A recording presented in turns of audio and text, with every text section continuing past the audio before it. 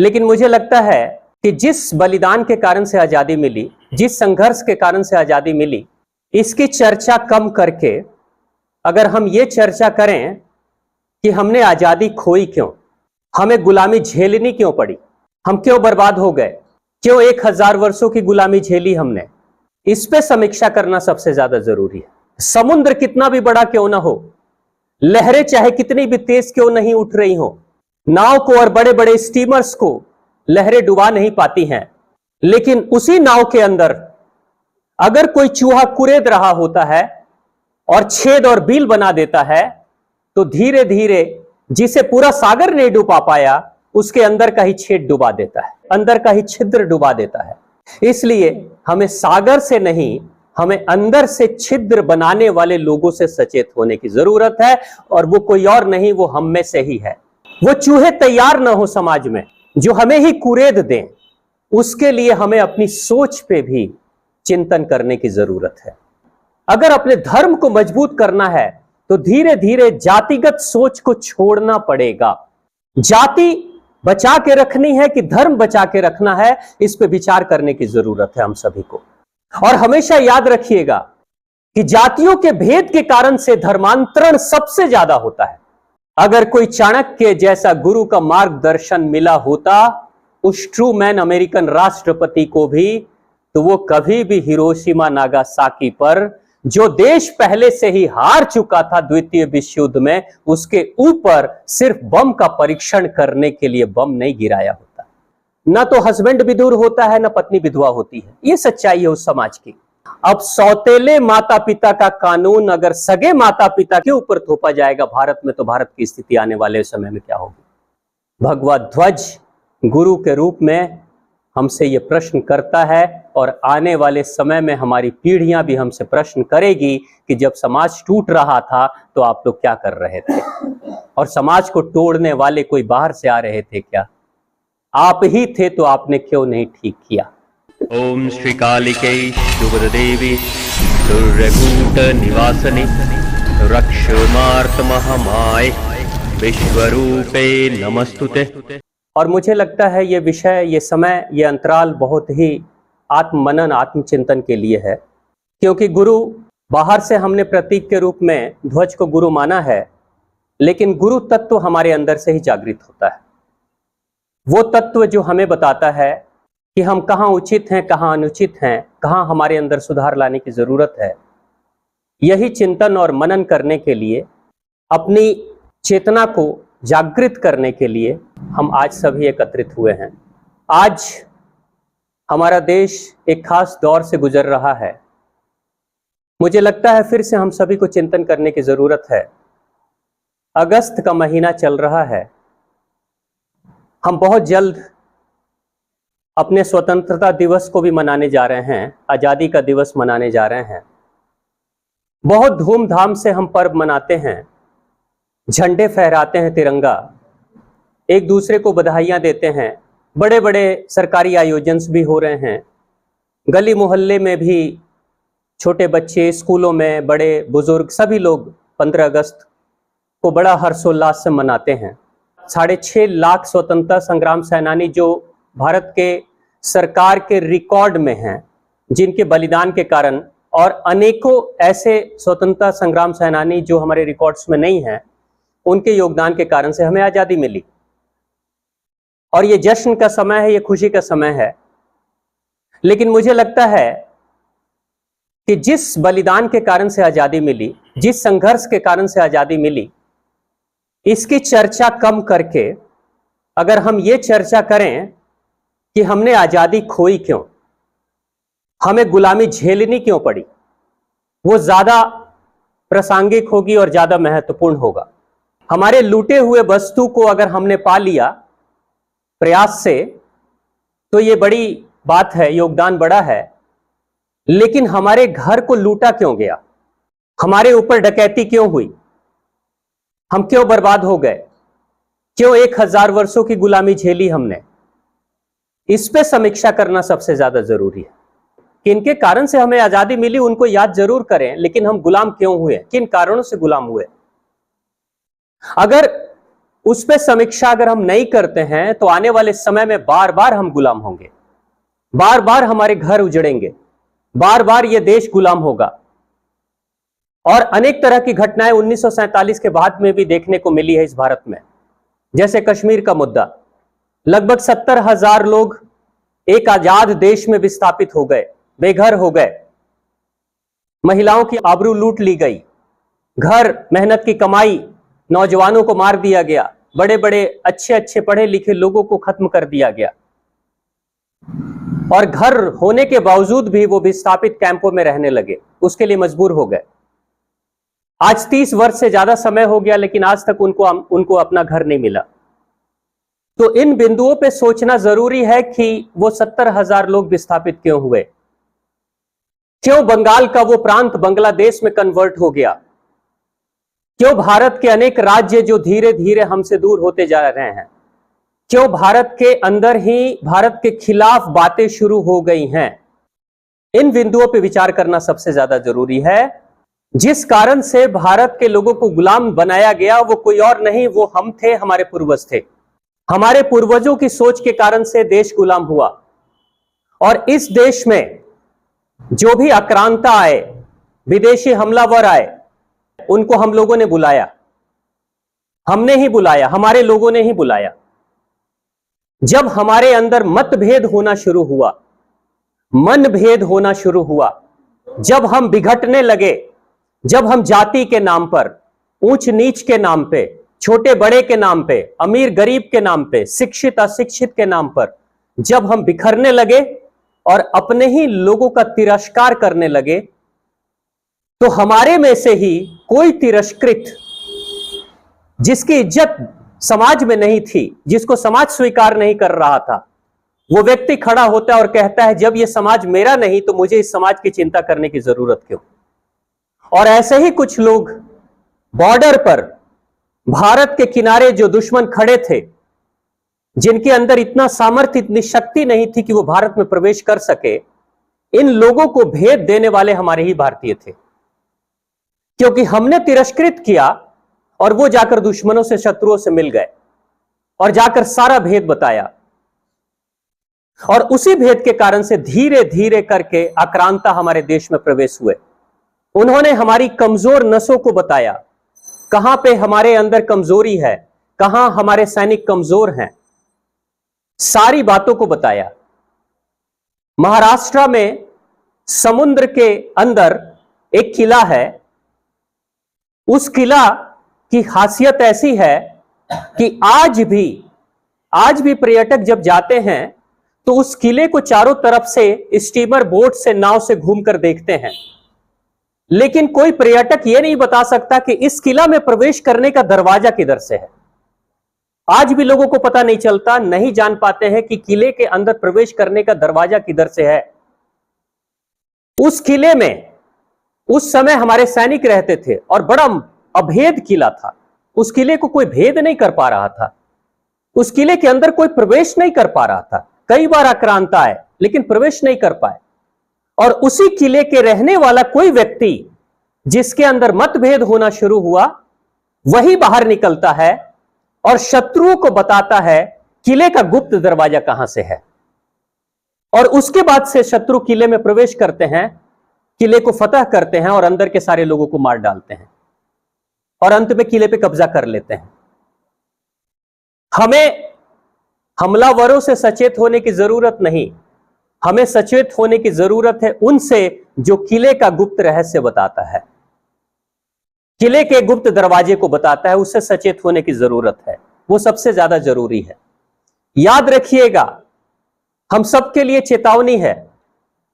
ये गुरु रूप में ध्वज हमारे सामने खड़े हैं, यही हमें प्रेरित कर रहे हैं कि सागर चाहे कितना भी बड़ा क्यों ना हो, समुद्र कितना भी बड़ा क्यों ना हो, लहरें चाहे कितनी भी तेज क्यों नहीं उठ रही हो, नाव को और बड़े बड़े स्टीमर्स को लहरें डुबा नहीं पाती हैं, लेकिन उसी नाव के अंदर अगर कोई चूहा कुरेद रहा होता है और छेद और बील बना देता है, तो धीरे धीरे जिसे पूरा सागर नहीं डुबा पाया, उसके अंदर का ही छेद डुबा देता है, अंदर का ही छेद, अंदर का ही छिद्र डुबा देता है। इसलिए हमें सागर से नहीं, हमें अंदर से छिद्र बनाने वाले लोगों से सचेत होने की जरूरत है, और वो कोई और नहीं, वो हम में से ही है। वो चूहे तैयार ना हो समाज में जो हमें ही कुरेद दें, उसके लिए हमें अपनी सोच पे भी चिंतन करने की जरूरत है। आज आप देखिए, भारत के लोग बार बार एक बात कहते हैं कि भारत और चीन पड़ोसी देश हैं। चीन की तरक्की भारत की तरक्की की तुलना में लगभग 200% ज्यादा है। ये बार बार लोग भारत के ही कह रहे हैं, और भारत के पढ़े लिखे लोग कह रहे हैं, अच्छे लोग कहते हैं, जिन्होंने चीन का दौरा किया है, जो चीन के बारे में पढ़ते हैं, जो सर्वे रिपोर्ट देख रहे हैं, भारत की तरक्की के बारे में, भारत के ग्राफ के बारे में जो पढ़ रहे हैं, वही लोग तुलना करते हैं और कहते हैं कि हमसे तो 200% ज्यादा आगे चीन है, हम बहुत पिछड़े हुए हैं। जो लोग चीन की तुलना भारत से कर रहे हैं और भारत को निम्न स्थिति में दिखा रहे हैं, वही पढ़े लिखे लोग आज भारत के सबसे बड़े प्रजातंत्र के मंदिर में, संसद में मुद्दा उठा रहे हैं कि जातिगत जनगणना होनी चाहिए। वही पढ़े लिखे लोग जिनके हाथ में देश का बागडोर है, वो आज भारत को एक बार पुनः जातियों में बांट देना चाहते हैं। यानी धर्म छूट जाए, लोग धर्म छोड़कर चले जाएं, धीरे धीरे सनातन धर्म, हिंदू धर्म के लोगों की संख्या कम होती चली जाए, इसकी परवाह नहीं है।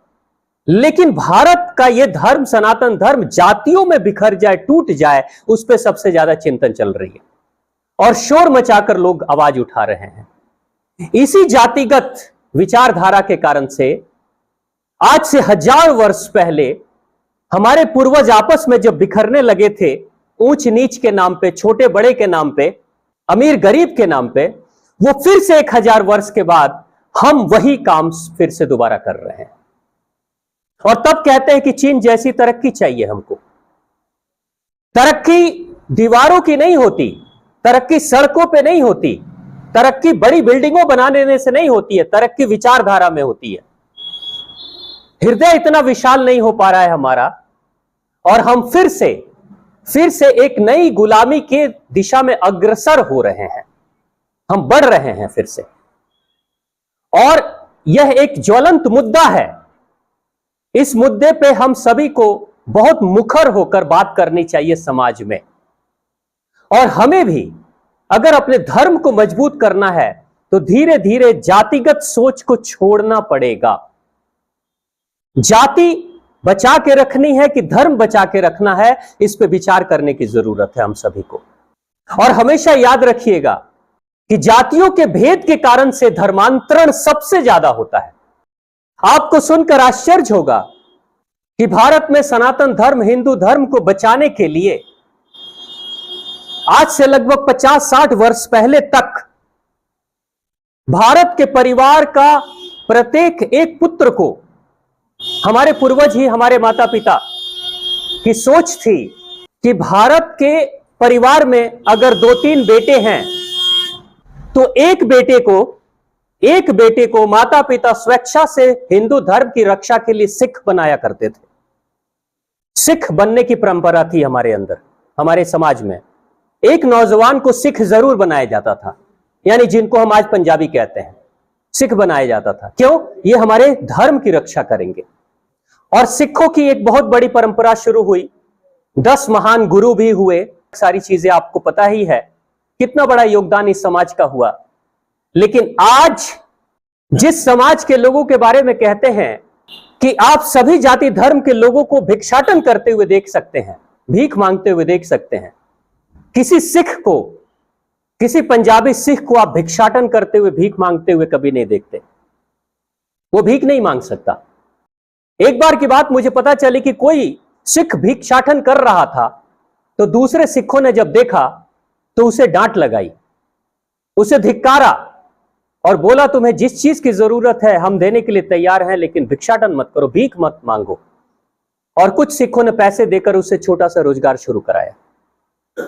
यानी एक ऐसा बलिष्ठ समाज, आज उस समाज की सच्चाई, लगभग 3-3.5 सिख धर्म परिवर्तन कर चुके हैं। पंजाब में। और ये धर्मांतरण बड़े अजीब तरीके से हो रहे हैं। पग बांधे रखेंगे, पगड़ी नहीं उतारेंगे, नाम नहीं बदलेंगे, मन बदल जाएगा। नाम वही रहेगा, वेशभूषा वही रहेगी, लेकिन वो अंदर से क्रिश्चियन बन जाएंगे, धर्मांतरण हो जाएगा। जो हमारे योद्धा थे, आज हमारे योद्धाओं के गुट में ही सेंध मार दिया गया है। और कारण क्या है? उसके पीछे कारण हमारा ही समाज है। उस समाज में भी कोई ऊंचा है, कोई नीचा है, कोई बड़ा है, कोई छोटा है। कुछ लोगों को खास गुरुद्वारे में प्रवेश करने की अनुमति नहीं थी, उनके लिए खास गुरुद्वारे बने थे। कुछ खास वर्ग के लोगों को अलग गुरुद्वारे बने थे, क्योंकि वो बड़े उच्च वर्ग के लोग थे। यानी सभी को गुरुद्वारे में प्रवेश करने की अनुमति नहीं थी। तो धीरे धीरे मत में भेद हुआ, अंत में मन भेद हो गया, और धीरे धीरे जाति लोगों ने नहीं छोड़ी। सिख में भी जातियां चलती रहीं, ऊंच नीच खत्म नहीं हुआ। नतीजा यह हुआ कि लोगों ने जातियां नहीं छोड़ी, तो हमारे ही लोगों ने धर्म छोड़ दिया, धर्म परिवर्तित कर लिया। क्या मिला और क्या मिलेगा? आपको पता है ना कि हम प्रजातंत्र में रहते हैं, और प्रजातंत्र का खेल संख्या से चलता है। प्रजातंत्र का मतलब संख्या जिसकी ज्यादा, तंत्र उसी का, राज उसी की, नीति उसी की, राजनीति उसी की। धीरे धीरे हम क्या कर रहे हैं? धर्म परिवर्तन सिर्फ हमारे धर्म को छोड़ने की बात नहीं है, हमारे देश की सत्ता पर कब्जा करने की पूरी योजना बन रही है। सुनियोजित तरीके से, सोची समझी प्लानिंग से धीरे धीरे हमारे समाज को तोड़ा जा रहा है। लेकिन हम मौन बैठे हैं, हम शांति से चल रहे हैं। हमें लगता है खतरा हमारे ऊपर मंडरा नहीं रहा है।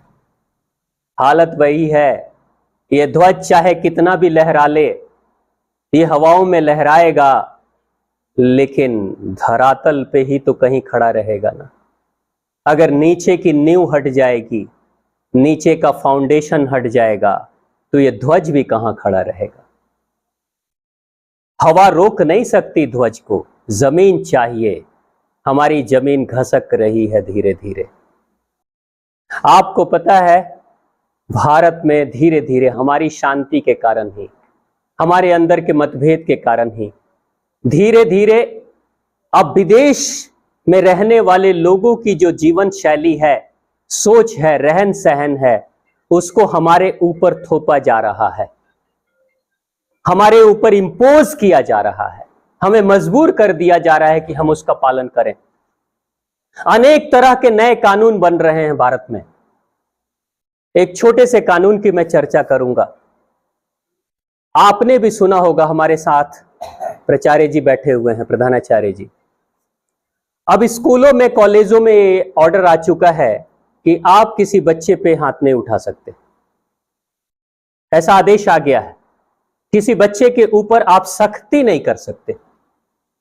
अच्छा लग रहा है सुनने में, लोगों को लग रहा है अच्छी बात है, बच्चों का शोषण क्यों करना। लेकिन इसका जो साइड इफेक्ट है, वो साइड इफेक्ट क्या है? शिक्षक मुझसे मिलते हैं और कहते हैं कि स्वामी जी, अब वो बच्चे पढ़ाई करें ना करें, उनकी जिंदगी अच्छी हो बुरी हो, इससे कोई मतलब नहीं, मुझे अपनी नौकरी को खतरे में नहीं डालना, नौकरी बचा के रखनी है, नौकरी चलाते रहें, वो बच्चे जैसे पढ़ाई करते हैं करते रहें। क्योंकि अगर हमने गलती से कुछ भी सख्ती का पालन किया तो हमारे ऊपर ही कार्रवाई हो जाएगी। ये कानून आ चुका है। कुछ समय के बाद एक और कानून शायद आने वाला है, या कुछ जगहों पे आ भी चुका होगा। आने वाले समय में यह कानून बहुत जल्द आने वाला है कि कोई माता पिता अपने बच्चे के ऊपर हाथ नहीं उठा सकता। यह भी कानून आ रहा है, अमेरिका में है, अमेरिका में है, और वो भारत में उसकी कॉपी होने जा रही है। और हम मौन हैं, हम उस पर आवाज नहीं उठा रहे हैं। क्यों? अब वो कानून अमेरिका में क्यों है? अमेरिका की मिट्टी में खास तरह की फसल उपज रही है, हमारी मिट्टी बदली हुई है, लेकिन हम वही फसल यहां भी लगाना चाहते हैं। हमारी फसल अलग होनी चाहिए, हमारी मिट्टी के अनुरूप, हमारी सभ्यता के अनुरूप, लेकिन हम उसी की कॉपी। अब ये कॉपी करने वाले लोग कौन हैं? ज्यादातर हमारा नेतृत्व करने वाले लोग जो विदेशों में भ्रमण करते हैं और वहां की चीजों को कॉपी करते हैं और यहां लाकर कहते हैं वही सर्वश्रेष्ठ है, क्योंकि जो अमेरिका में होता है, जो यूरोप में होता है, जो विदेशों में होता है वही अच्छा है। भारत के पास कुछ अच्छा तो है नहीं, यानी जो विदेश से आ रहे हैं वो सब अच्छा है, अचरा कचरा कुछ भी आ जाए हम सब लेकर आने वाले हैं। अमेरिका में यह कानून क्यों है? अमेरिका में कानून होने के पीछे का मुख्य कारण यह है क्योंकि किसी भी बेटे को या किसी भी बेटी को मां बाप बहुत मुश्किल से अपने वाले मिलते हैं, यानी सगे मां बाप किसी बेटे बेटी को मिले वो बड़े लाखों में एक कोई सौभाग्यशाली होगा। अमेरिका में किसी का सौतेला बाप है तो किसी की सौतेली मां है, यह अमेरिका की सच्चाई है। किसी का सौतेला बाप है तो किसी की सौतेली मां है, बच्चा रह रहा है अपने माता और पिता के साथ में। अमेरिका में कोई स्त्री विधवा नहीं होती, कोई पुरुष विधुर नहीं होता। यूरोप में, अमेरिका में क्यों?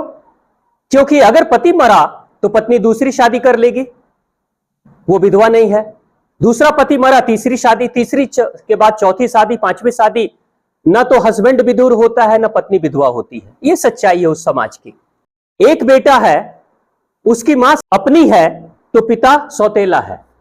अब कई बार क्या होता था कि बच्चों की परवरिश में अगर पिता सगा नहीं है या मां सगी नहीं है तो बच्चे के ऊपर बहुत ज्यादा नफरत से सख्ती करते थे और मार पिटाई करते थे। कई जगहों पे बच्चों की हत्या भी हो गई, बच्चे मर भी गए। ऐसी घटनाएं अमेरिका में हुई, क्योंकि जो सौतेला होता है वो सौतेले जैसा व्यवहार करता है। वो अलग बात है, कोई लाखों में एक सौतेला होगा जो अपने जैसा व्यवहार करता होगा, वो देवता है, वो साधारण इंसान नहीं है, वो देवत्व को प्राप्त इंसान है। लेकिन अक्सर ये घटनाएं अमेरिका में हुई जिसके कारण से सौतेला व्यवहार के कारण से बच्चों का शोषण होना शुरू हो गया। जब ये खबर पहुंचती है कोर्ट में, जब ये मुद्दा उठाया जाता है तो कोर्ट ने निर्णय किया कि नहीं, अब हम किसको देखेंगे कि किसका बेटा का पिता सौतेला है या मां सौतेली है। कानून ही बना देते हैं कि अमेरिका में कोई भी अभिभावक, चाहे सगे हो चाहे सौतेले हो, किसी भी बच्चे पे हाथ नहीं उठाएंगे। ऐसा कानून बन गया। और हालत ऐसी है कि वहां के बेटे बेटी अपने सौतेले मां और बाप को देखना भी नहीं चाहते हैं, और कई बार जब वो बड़े होते हैं, 17, 18, 20 साल के होते हैं, तो वो शहर छोड़ देते हैं या देश छोड़कर कहीं और जाकर सेटल हो जाते हैं। ये हालत है अमेरिका की, इसलिए वहां पे ऐसा कानून बनाया गया। अब जरा आप सोचिए कि हम में से इतने लोग जो बैठे हुए हैं, यहां कितनों के सौतेले मां और सौतेले बाप हैं? सबके सगे ही होंगे, हम सबके सगे ही बैठे होंगे। हम अपने घर में अपने माता पिता के साथ सगे वाले के साथ बैठते होंगे। अब सौतेले माता पिता का कानून अगर सगे माता पिता के कानून के साथ उनके ऊपर थोपा जाएगा भारत में, तो भारत की स्थिति आने वाले समय में क्या होगी? एक कुम्हार जो प्यार से घड़ा बनाता है, वो बहुत प्यार से उसे शेप देता है, उसे आकार देता है, लेकिन जब जरूरत पड़ती है कि आकार में कहीं टेढ़ापन है तो एक हाथ नरमी से अंदर लगाता है और ऊपर से उसे थाप मारता है ताकि कच्चा घड़ा सीधा हो जाए, सुडौल हो जाए। यानी वो प्रेम का हाथ सहारे वाला भी देता है और पिटाई का अनुशासन भी देता है ताकि घड़ा सुडौल हो जाए। और जब घड़ा सुडौल बन जाता है तो वही जन्म देने वाला कुम्हार पिता उस घड़े को धधकती हुई आग में भी डाल देता है, क्योंकि वो प्रेम करता है। वो नफरत के कारण से आग में नहीं डाल रहा है, वो प्रेम के कारण से आग में डाल रहा है, क्योंकि उस घड़े को वो चिरंजीवी बनाना चाहता है। वो चाहता है कि यह घड़ा इतना मजबूत बने कि जिस मिट्टी से निकला है, जिस पानी से बना है, जिस रेत से बना है, उसके साथ भी चला जाए तो उसमें मिक्स ना हो पाए, मिल ना पाए, न उसे जल गला पाए, न मिट्टी मिला पाए, न रेत उड़ा पाए। यानी इतना मजबूत बनाता है उस घड़े को। अब अगर किसी समय ऐसा कानून आ जाए, कानून व्यवस्था के लोग कहने लगे कुम्हार को प्रेम का हाथ, सहारे का हाथ तो तुम्हें देना है, लेकिन अनुशासन की पिटाई नहीं करनी है। और जब घड़ा बन जाए तो उसे जलाने के लिए आग में तुम्हें नहीं डालना है। आप सोचिए, क्या कोई कुम्हार घड़ा बना पाएगा? क्या कोई घड़ा बनेगा? हड़प्पा संस्कृति के समय की खुदाई के वक्त में जो घड़े निकले हैं, सैकड़ों हजार वर्ष पुराने, वो सैकड़ों हजार वर्षों से मिट्टी में दबे थे, बावजूद उसके मिट्टी में वो घड़े मिल नहीं पाए, क्योंकि ऐसे पकाया था किसी कुम्हार ने उस घड़े को। सैकड़ों वर्षों तक घड़ा पानी में पड़ा रह जाता है, लेकिन पानी उसको गला नहीं पाती। आने वाले समय में हमसे अपने घड़े रूपी संतान की परवरिश, उसको सुडौल बनाना, उसको सुशिक्षित बनाना, अनुशासित करने का जो अधिकार हमारे पास है, वो छीन लिया जाएगा हमसे, अगर हम ऐसे ही मौन बैठे रहेंगे तो।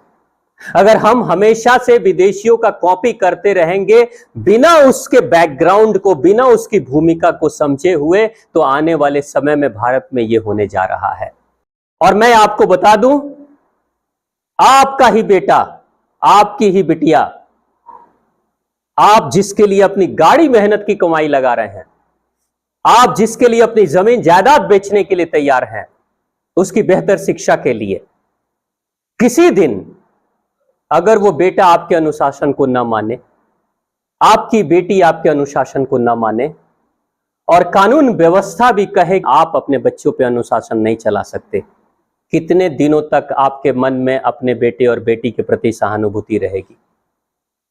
अगर ये कानून आ गया तो 16, 17, 18 साल के बाद भारत के भी अभिभावक बोलेंगे अपने बेटे और बेटी को कि अब तुम जाओ, तुम्हारे ऊपर मेरी जो जिम्मेदारी थी वो खत्म होती है, तुमको जैसे जीवन जीना है जियो। जैसे अमेरिका, यूरोप, ऑस्ट्रेलिया के लोग अपने बेटे बेटी को 18-19 साल की उम्र में कह देते हैं, तुम अपनी जिंदगी खुद जियो, तुम्हें कहां रहना है, किससे विवाह करनी है, कहां नौकरी करनी है, कैसे रोजी रोटी चलाना है, खुद से जाओ, हमारी जिंदगी अलग है, तुम्हारी जिंदगी अलग है। ये आने वाले समय में भारत में यही होने वाला है। यानी एक छोटा सा कानून आने वाले समय में पूरे परिवार के तंत्र को तोड़ देने के लिए पूरी भूमिका तैयार कर देगा। अनेक तरह की चीजें भारत में हो रही हैं और धीरे धीरे हम टूटते चले जा रहे हैं। शुक्रगुजार होना चाहिए हम सभी को, अपने आप को भाग्यवान, भाग्यशाली समझना चाहिए कि ईश्वर की ही कृपा से अच्छे कर्म किए होंगे हम लोग कभी, या अपने माता पिता का आशीर्वाद, गुरुजनों का आशीर्वाद मिला होगा कि राष्ट्रीय स्वयंसेवक संघ जैसी कोई संस्था के संपर्क में हम लोग हैं।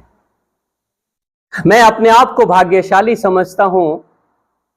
जब मैंने 10वीं का इम्तिहान दिया था, तब एक प्रचारक हमारे घर में आए थे और उन्होंने मेरे पिता से कहा था कि जब आपका पुत्र अभी मैट्रिक के इम्तिहान के रिजल्ट का इंतजार कर रहा है, इस बीच में प्रथम वर्ष का योग प्रशिक्षण लग रहा है, उसमें वो चला जाए। और मेरे पिता ने मुझे भेज दिया था। मुझे लगता है वो मेरे लिए सौभाग्य का समय था, सौभाग्य का दिन था। लेकिन कितने बच्चे ऐसे हैं जो इतने सौभाग्यशाली हैं, जो अपने सिवा समाज के बारे में भी सोच रहे हैं।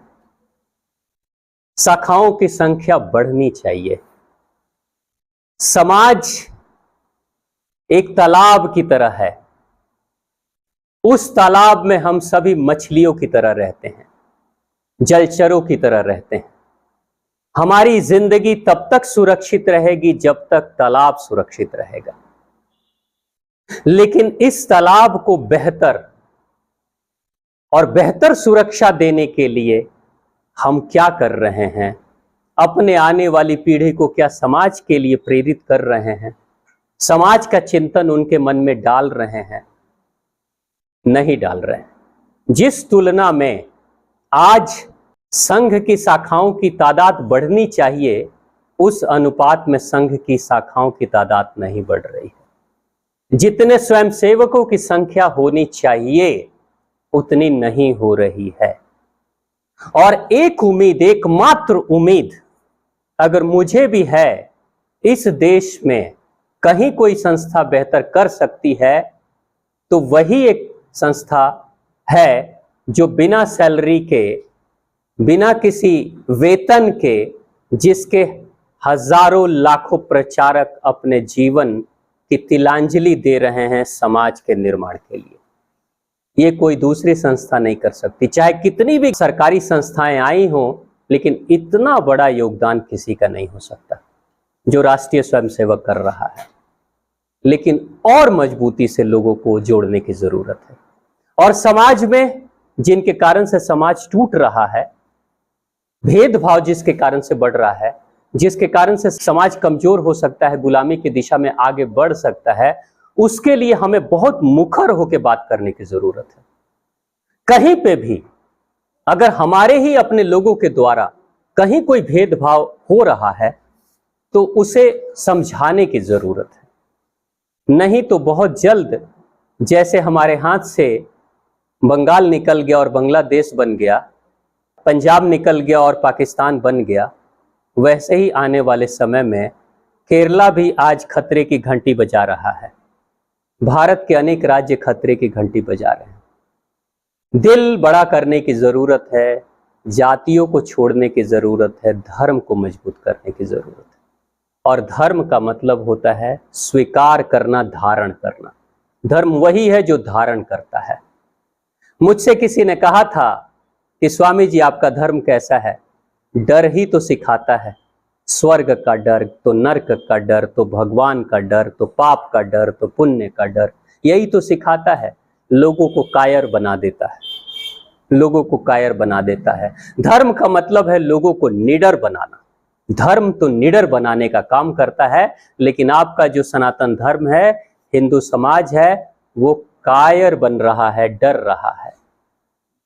मैंने उनसे कहा कि आपकी बातें सुनने में अच्छी लग रही हैं और अक्सर समाज में इस तरह की बातें करते हुए लोग आपको मिलेंगे भी कि हम तो अपने लोगों को डरपोक बना रहे हैं, कमजोर बना रहे हैं।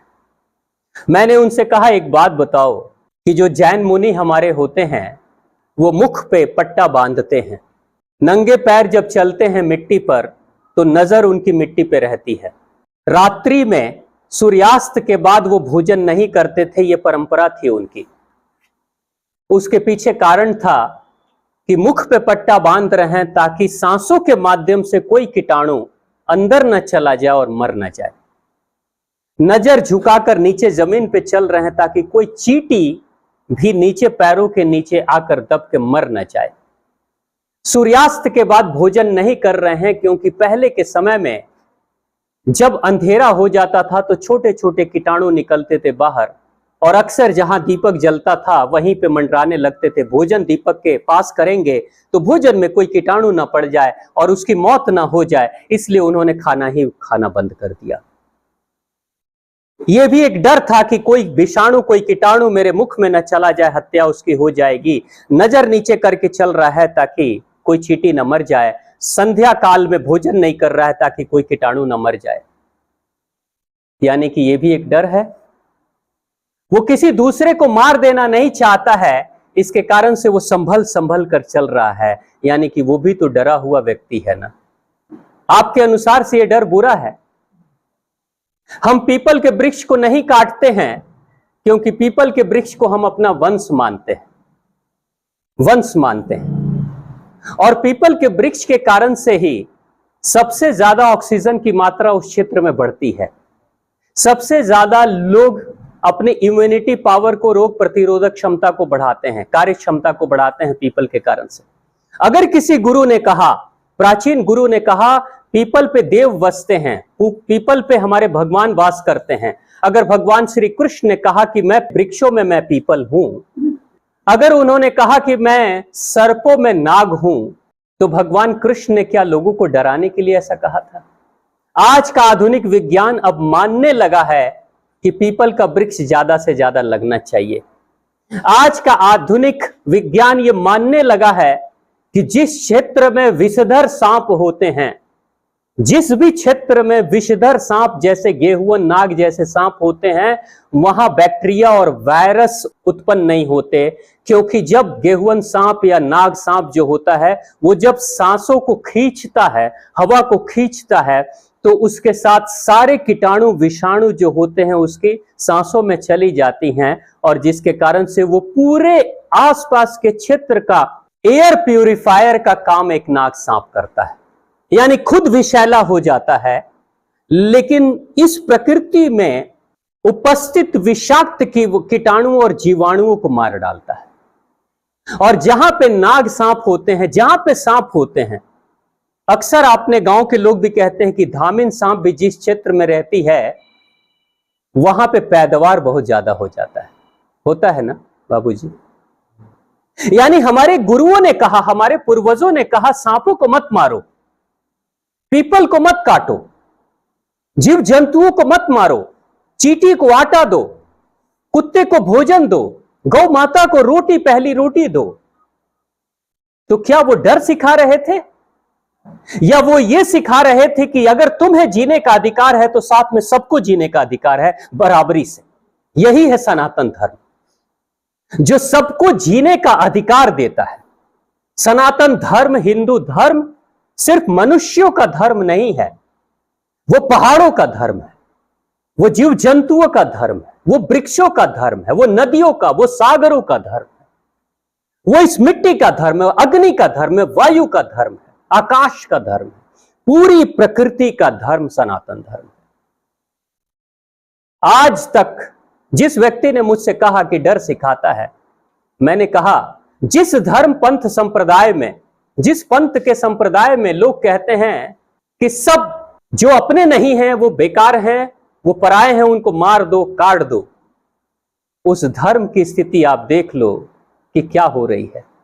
पहले तो गैरों को काटा, और गैरों को काटने के बाद जहां पे उनका आधिपत्य साम्राज्य हो गया, वहां अब अपने में ही भेद करके वो अपने को ही एक दूसरे को काट रहे हैं और मार रहे हैं।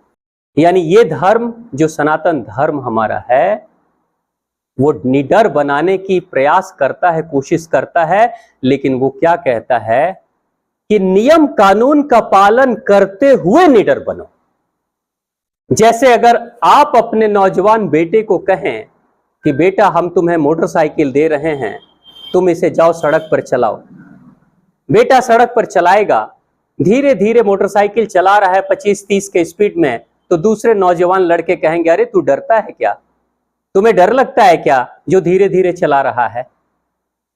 लेकिन उस बच्चे को अगर आपने सिखाया है ट्रैफिक रूल का पालन करना, उस बच्चे को सिखाया है कि समाज में मोटरसाइकिल की स्पीड कितनी होनी चाहिए, हाईवे पे कितनी होनी चाहिए, स्पीड ब्रेकर के पास कितनी होनी चाहिए, बाजार में कितनी होनी चाहिए, तो वही बच्चा इन सारे नियमों का पालन करते हुए समाज में वो साइकिल के स्पीड से भी मोटरसाइकिल चलाएगा।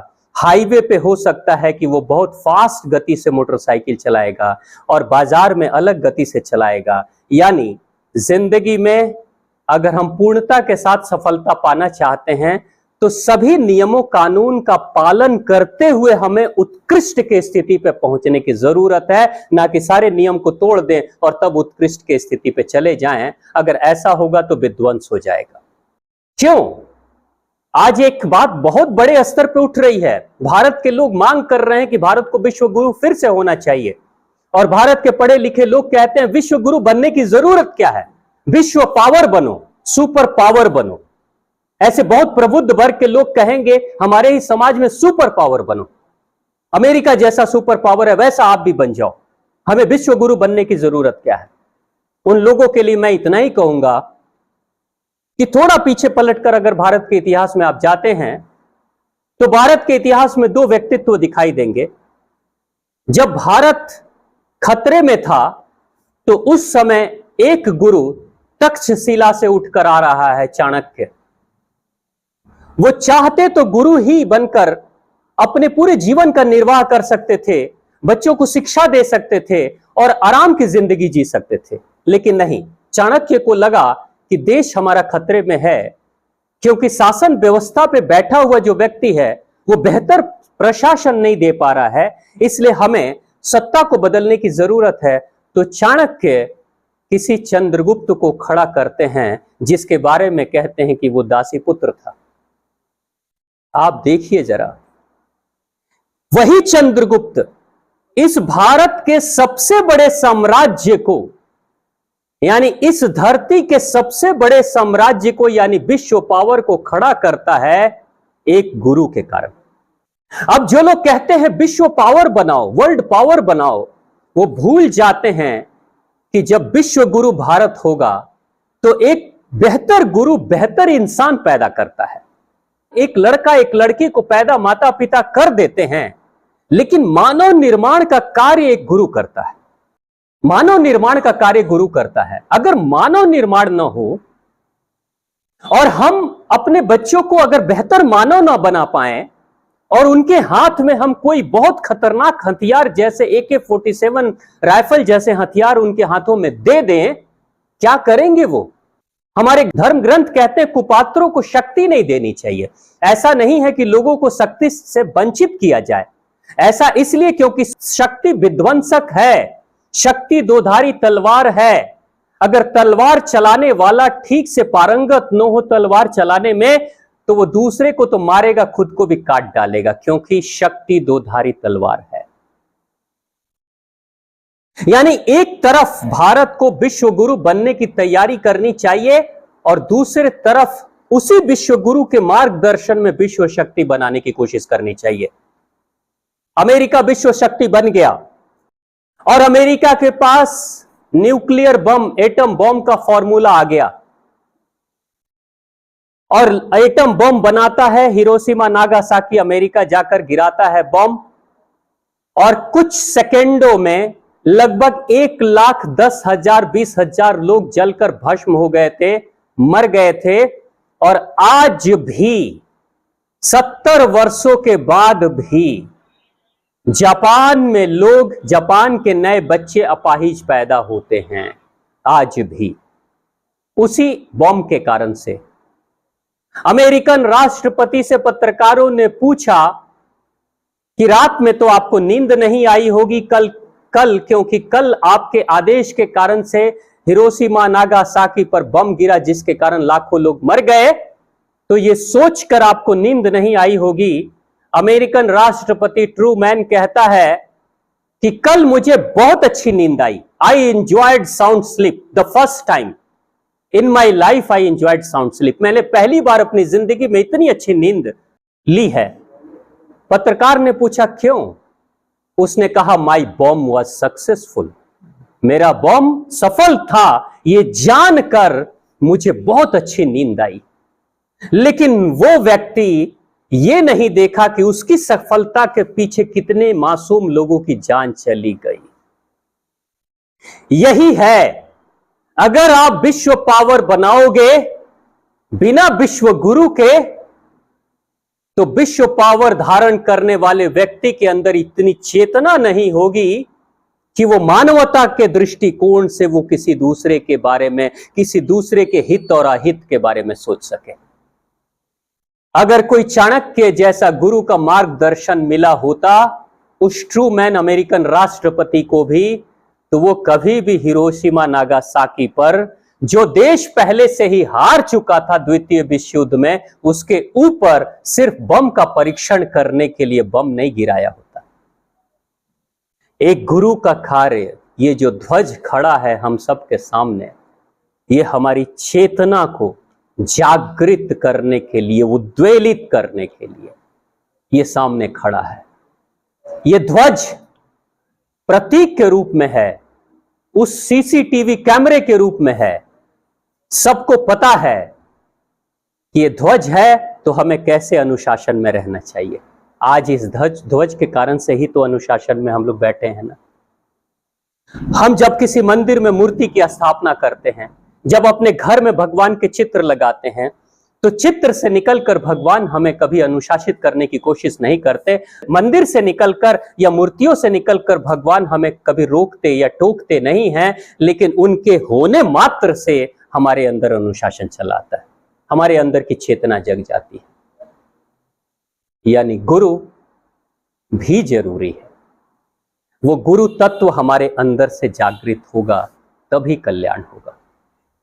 एक बार पुनः अगर हम चाहते हैं कि भारत विश्व गुरु बने, तो एक दो गुरु नहीं, लाखों करोड़ों गुरुओं की जरूरत है, तब जाकर भारत विश्व गुरु बनेगा।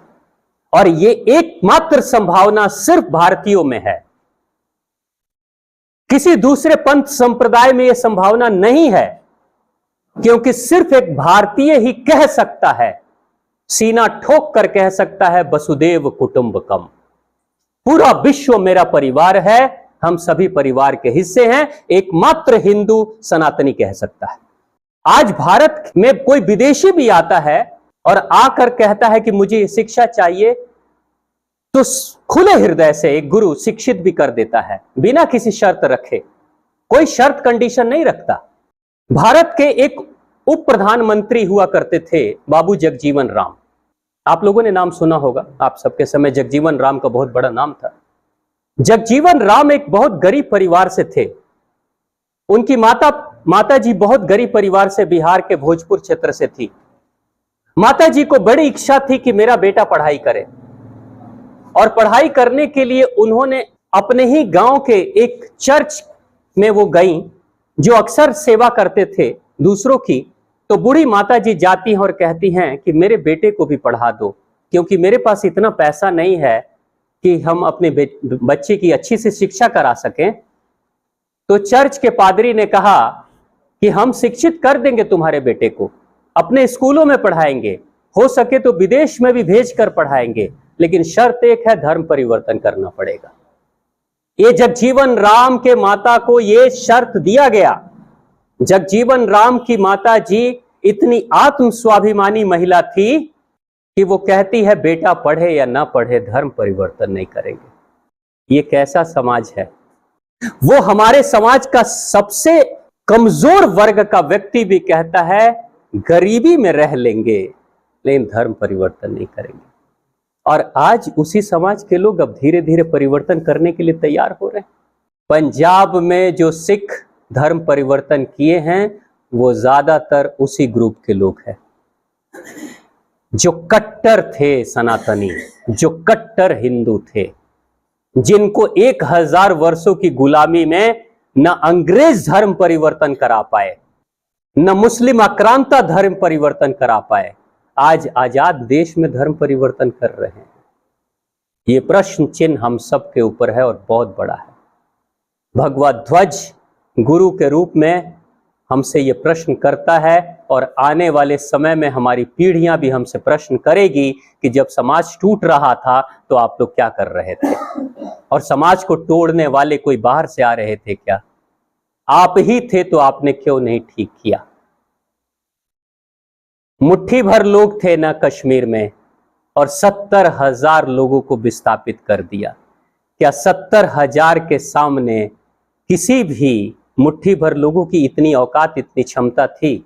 लेकिन जब बिखरा हुआ समाज रहेगा ना, तो मुट्ठी भर लोग उसके ऊपर कब्जा कर लेंगे। एक जगह कुछ चर्चा चल रही थी, कुछ बौद्धिक वर्ग के लोगों ने आपस में चर्चा की कि भारत का प्रजातंत्र कितना कमजोर है और कितने गलत तरीके से इसका मतलब इसकी स्थिति हो रही है। उन्होंने क्या ग्राफ बताया कि अगर मान लीजिए कि 4 कैंडिडेट हैं किसी क्षेत्र में, यानी एक क्षेत्र में, एक विधानसभा क्षेत्र में या लोकसभा क्षेत्र में 4 कैंडिडेट हैं, एक को मिला 20% वोट, दूसरे को भी मिला 20%, तीसरे को भी मिला 20%, और चौथे को मिल गया 40%, यानी कितना हो गया? 100% हो गया।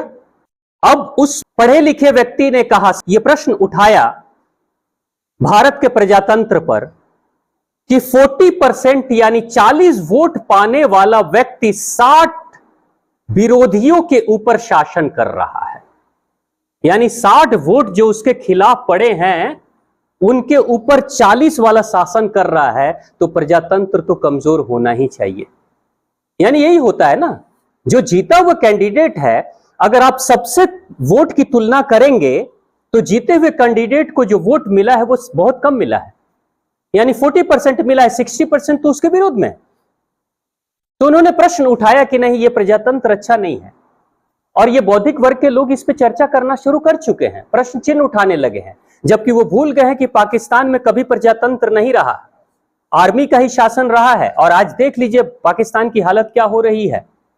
तो मैंने कहा कि आप इस तरीके से तो आपने देख लिया, और देखने से आपको अच्छा भी लग रहा है, जबकि भारत का जो संविधान है, भारत का संविधान कहता है वोट को, वोट नहीं कहता, वो कहता है मतदान। हम वोट देने जाते हैं तो मतदान करने जाते हैं ना। तो मतदान का मतलब होता है विचारों का दान। मत का मतलब ओपिनियन, मत का मतलब विचार, विचारों का दान। अब एक वोट देकर प्रत्येक व्यक्ति आपके समर्थन में अपने विचार का दान कर रहा है। अब जो 60 लोग हैं, यानी 3 अलग अलग विचारधारा के लोग, 20%, 20% और 20%, तीनों के विचारधारा अलग अलग हैं, लेकिन एक विचारधारा को 40% वोट मिला, 3 विचारधारा को 20-20% वोट मिले, और एक विचारधारा को 40% वोट मिला। तो सबसे मजबूत विचारधारा कौन है, 40 वाला या 60 वाला? 40 वाला। तो जो इस तरह की बातें, भेद फैला रहे हैं समाज में, वो क्या कहते हैं, वो हेड काउंट कर रहे हैं कि सर कितने किसके पास में है, जबकि नहीं, संविधान कहता है मत सबसे ज्यादा किसके पास है। आपके मत वाले लोग अगर आपके साथ सबसे ज्यादा हैं तो आप शक्तिशाली हो। यानी जहां संगठन है 40% का ही संगठन 60% बिखरे हुए लोगों पर राज कर सकता है। यह हुआ था कश्मीर में कि 60% बिखरे थे और गिने चुने 40% लोगों ने शासन किया और उनको विस्थापित कर दिया, सिर्फ मत के भेद के कारण, विचारों के भेद के कारण। आज के समय में आपकी दौलत, आपकी शिक्षा, आपकी राजनीतिक सत्ता से भी ज्यादा शक्तिशाली, आपकी आर्मी से भी ज्यादा शक्तिशाली आपके विचार हैं, और आपके विचारों को ही बदलने की कोशिश की जा रही है अनेक माध्यमों से, सोशल मीडिया के माध्यम से, टीवी के माध्यम से, न्यूज़पेपर के माध्यम से। आपके विचारों में ही भेद उत्पन्न करने की जो कोशिश की जा रही है, डिवाइड करेंगे, तोड़ेंगे, कमजोर करेंगे और अंत में रूल करेंगे, और उसकी पूरी तैयारी चल रही है। तो मैं, आप सब प्रबुद्ध वर्ग के लोग हैं, और ये एक वेदना, एक पीड़ा मन में रहती है जब मैं समाज में घूमता हूं। चूंकि आपने एक बेहतर समाज बनाया है और बेहतर समाज बनाने की दिशा में अग्रसर हैं, आप समाज के कुछ गिने चुने लोगों के ऐसे लोग हैं जो अपने आप में एक दीपक, एक मसाल की तरह जल रहे हैं और समाज के बारे में सोच रहे हैं कि समाज बेहतर बने। इस तरह के चेतना को विकसित करने का सत्र आप रखते हैं, और बढ़ाएं। बहुत बहुत धन्यवाद आप सभी को, और आपके हृदय में बैठे हुए उस गुरु तत्व को मैं प्रणाम करता हूं, और हमारे संघ के संस्थापक गुरुजन के उस दिव्य आत्मा को भी मैं नमन वंदन करता हूं कि आपने जो चिराग जलाया है, आपने जो मसाल जलाया है, आपने जो ज्योत जलाई है, आपके ही आशीर्वाद से हम सभी उस ज्योत को आगे बढ़ाने की कोशिश कर रहे हैं। हम सभी को इतनी शक्ति प्रदान करें कि निरंतर इस राष्ट्र के धर्म को हम सभी निभाते रहें। प्रणाम।